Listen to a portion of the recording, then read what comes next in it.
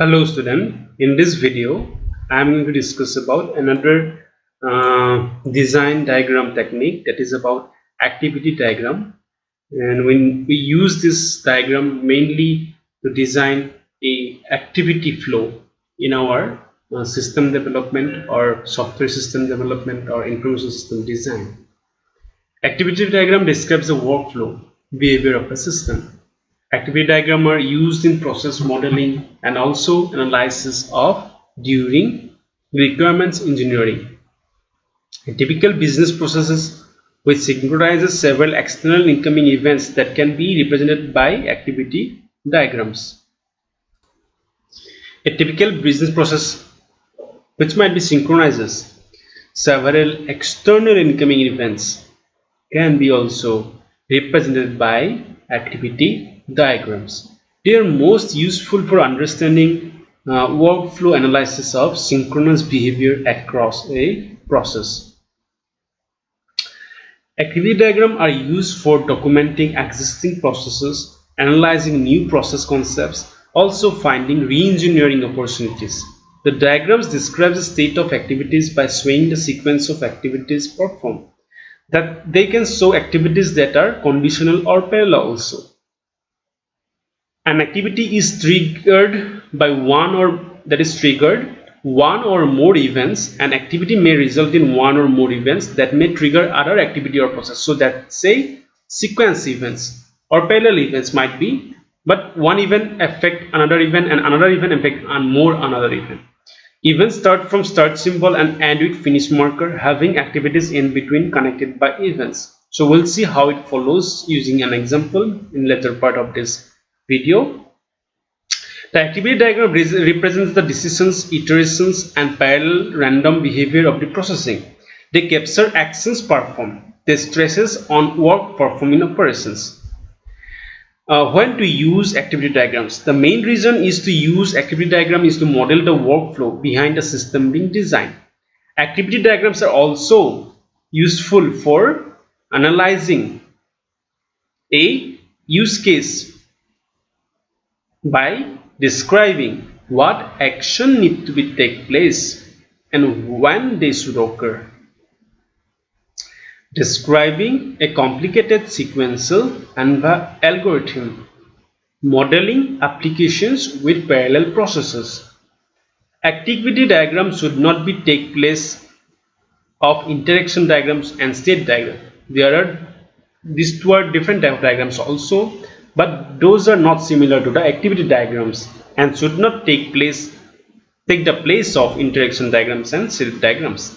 Activity diagrams do not give detail about how objects behave or how objects collaborate.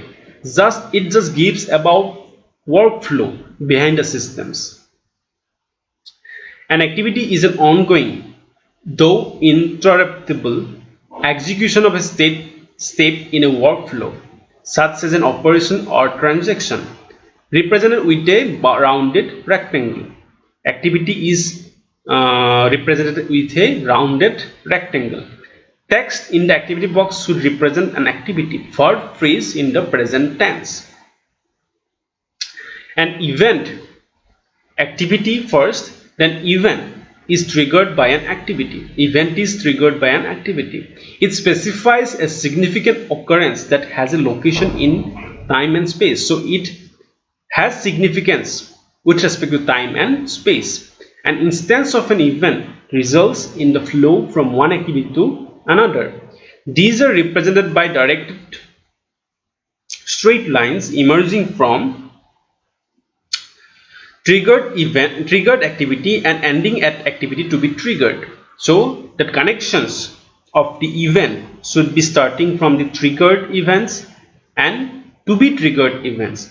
Label text for events should represent event but not the data involved. So here in case of activity diagram we should not involve any data concept, only involve the activity concept.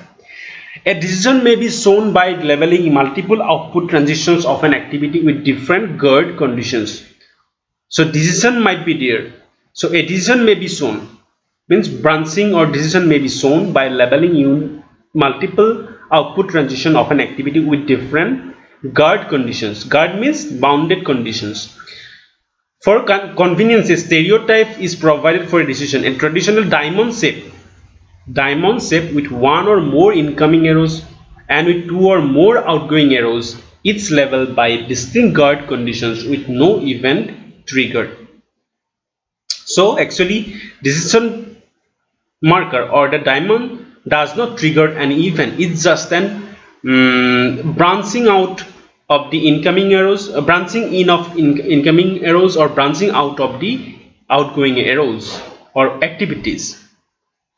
But actually those activities are triggered by the previous event or previous activity. Diagrams are read from top to bottom and have branches and forks to describe the conditions and parallel activities. Fork is used when multiple activities are occurring at the same time, and branch describes what activities will take place based on set of conditions or guard conditions. All branches at some point are followed by a merge to indicate the end of the conditional behavior started by that branch. So we can merge the branching conditions or branching path from the using the diamond shaped branch using conditions. We can also merge them after the ending of the working or ending of the flow by merging them using the same type of diamond shaped branches. After the merge, all the parallel activities must be combined by a join before transitioning into the final activity state. So all parallel activities must be combined by a join before transitioning into the final activity state. So here you can see one example. This is a start state. This is an activity. Activities are shown as a rounded rectangle. This is a fork. Fork is for multiple parallel events happening at the same time. It might be parallel also, it might be simultaneous also. Here these are also different activities mentioned by giving a rounded rectangle, and this event will trigger both events simultaneously. So this event triggers these two events. So there will be some event due to which they will trigger this activity, and this is diamond shape, that is for branching out. Due to some condition it will go in that way, due to some condition it will go in that way, and also it will merge in that location using the same type of diamond shape and merge to go to the final close order using the same fork type join operation, so that we can join them in the last final activity and we can end the whole activity flow. Suppose we want to draw a use case. Use case means this is the case: withdraw money from a bank account through an ATM. So how can we draw the activity diagram for this case? So here you can see customer start at this point. He or she insert the card. So that is the activity rounded with a and given a verb phrase in present tense, and then enters the PIN. It will create another triggering activity. It goes to bank, which authorizes the activity, and then it goes to branching. If it is valid PIN, the PIN entering, if it is valid, then go to the enter amount in case of customer. This will be displayed in case of customer. Then if it is not invalid, if it is invalid, then it goes directly to the ending part of the section. This is ATM machine. So after entering the amount, it will again go to the bank. It will again check the account balance. It will again go branching out. If the balance is greater than or equal to the amount that has been entered, then it will go to this point. Okay, but if it is not, then it will again go to this state. Means show balance, showing that balance, it will go to the ending or final state or final activity. Okay, but again here you can see, when if balance is greater than or equal to amount, then the customer will go in a parallel simultaneous work, or you can say fork. take money from the slot, and it will create another event. It is two events. One is take money from the slot, another event is debit the account. We need to decrease the amount has been transacted in this phase from the main bank account. And again, this bank account is joining here, and this take money is joining here. Should be also going through that show balance through the ATM machine, and then after that merging everything to this diamond shape, through this diamond shape, and eject the card, and again customer will take the card. So those are the activity flow, and it is Angier. So starting from here, it is goes through lots of processes, lots of activities, using fork, using join, using branching to demonstrate the whole activity. So this is one very good example to understand how we can use activity diagram to understand the processes going underneath the system.